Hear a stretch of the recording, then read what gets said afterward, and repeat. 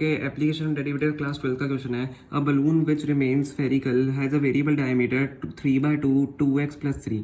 ठीक है, determine the rate of change of volume with respect to x। तो हम इसमें क्या करेंगे, हम v कैपिटल V को ना वॉल्यूम कंसिडर कर लेंगे। ठीक है, तो हम यहाँ पे क्या लिखेंगे, let v be the volume, ठीक है, ऑफ द बलून आप लिख लो।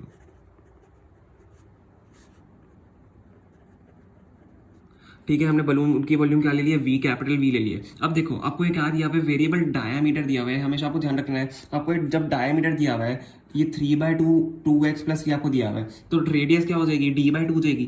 तो हम रेडियस को क्या लिख लेंगे, d/2। आपको हमेशा ध्यान रखना है, आप इसको ही रेडियस क्योंकि बच्चे कंसिडर कर लेते हैं। तो रेडियस d/2 क्या हो जाएगा, 3/4 हो जाएगा।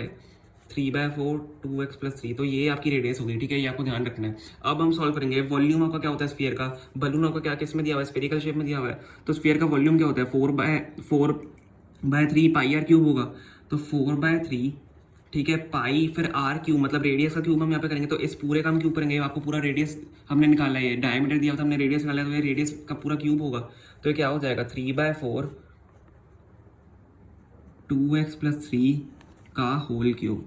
ठीक है, अब देखो यहाँ पे क्या होगा, अब हम यहाँ पे क्या करेंगे, अगर हम इसका क्यूब करें तो ये क्या होगा, 3 3 9 3 27, और ये 4 का क्या हो जाएगा, 4 4 16 4 64 हो जाएगा। तो हम यहाँ पे लिख लेते हैं, मैं थोड़ा सा आपको लिख के बता ही देता हूँ, सिंपलीफाई इसको फिर बाद में कर लेंगे। वॉल्यूम इज इक्वल टू 4/3 पाई, ठीक है, 3 3 90 यहाँ पे 27 अपॉन क्या हो जाएगा 64 इंटू 2x + 3 का हम यहाँ पे होल क्यूब इसको लिख लेते हैं। ठीक है, ब्रैकेट लगाने की वैसे जरूरत नहीं थी, मैंने बड़े वाले ब्रैकेट्स लगा दिए। अब देखो यहाँ पे क्या होगा, हम इसको अगर आप कैंसिल करें, अगर हम इन तीनों को कैंसिल करते देखो 4 यहाँ पे, ये जब नीचे कैंसिल होगा तो 16 बचेगा, और ये 3 से यहाँ पे कैंसिल होगा तो 9 बचेगा। तो ये क्या आ जाएगा, ऊपर 9 बच गया तो 9π अपॉन क्या हो जाएगा 16 हो जाएगा। 9π/16 आपका यहाँ पे हो गया। ठीक है, 9π/16, और ये तो आपका एज इट इज है ही 2x + 3। तो हमने इसको सबसे पहले क्या किया, हमने इसको थोड़ा सा सिंप्लीफाई कर लिया जो हमें दिया हुआ था। वॉल्यूम हमने फॉर्मूला लगा के यहाँ पे रेडियस रखी है, उसको थोड़ा सा सिंप्लीफाई कर लिया। अब हम यहाँ पे क्या करेंगे, अब हम यहाँ पे डिफरेंशिएट करेंगे, तो dv/dx हम यहाँ पे करेंगे।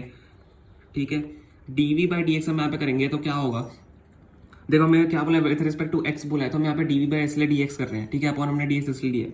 अब देखो यहाँ पे क्या होगा, 9π/16 तो आपका एज इट इज रह जाएगा, 9π/16 आपका एज इट इज रह जाएगा। ठीक है, अब ये जो 2x + 3 है, तो यहाँ पे 3 नीचे आएगा, आपका 3 नीचे आएगा ना, इसमें से एक पावर कम हो जाएगी। तो यहाँ पे मैं लिख लेता हूँ 3। ठीक है, यहाँ पे इंटू 3, आपका यहाँ पे 3 नीचे आया, और 2x + 3 आपका अंदर एज इट इज रहेगा, और ये जो पावर है यहाँ से एक पावर कम हो जाएगी, 2 हो जाएगा यहाँ पे। ठीक है, अब हम क्या करेंगे, देखो हमने इसका तो कर लिया, अब हम अंदर वाले का भी डिफरेंशिएशन करते हैं। हमने बाहर का तो पूरे का डिफरेंशिएशन कर लिया क्यूब वाले का, अब हम अंदर का भी करेंगे। तो 2x + 3 का आपका डिफरेंशिएशन क्या हो जाएगा, 2 हो जाएगा। ठीक है, 3 तो आपका 0 हो जाएगा, एंड 2x का आपका 2 हो जाएगा।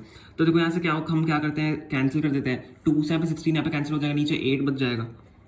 तो dv/dx इक्वल टू आपका नीचे देखो 9, ऊपर क्या हो रहा है, 9 3 27, तो 27π अपॉन 2 से यहाँ पे 16 कट रहा है, 8 हो गया। 27π अपॉन 8 इंटू आपका क्या हो जाएगा, ये इंटू क्या हो जाएगा 2x + 3 का होल स्क्वायर। तो यही आपका इसका क्या हो गया, आंसर हो गया। ठीक है, यही आपका सिंप्लीफाइड आंसर है। ठीक है, होप आपको समझ में आएगा। अगर समझ में आए तो प्लीज़ लाइक करना वीडियो को, एंड प्लीज़ चैनल को सब्सक्राइब करना, इससे हमारी बहुत ज़्यादा हेल्प हो जाती है। ठीक है, thank you so much for watching.